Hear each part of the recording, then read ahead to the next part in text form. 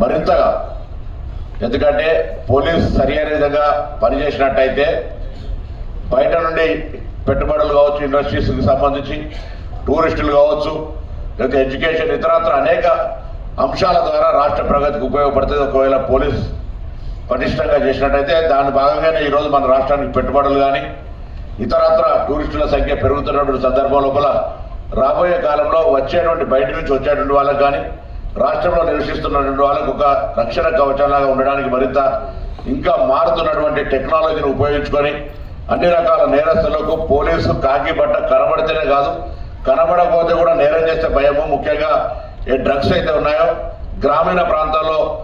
ఇప్పుడు పట్టణ ప్రాంతాల్లో కొంత సీరియస్ యాక్షన్ జరుగుతుంది. గ్రామీణ ప్రాంతాల్లో కూడా దీని మీద పూర్తి శ్రద్ధ చేసుకొని భవిష్యత్తులో, ఎందుకంటే మనం చూస్తున్న పంజాబ్ రాష్ట్రం కానీ ఇతరత్ర అందరి పెద్దల పిల్లలు కానీ అందరి పిల్లలు అటువంటి పరిస్థితి రాకుండా ఉండడానికి కొరకు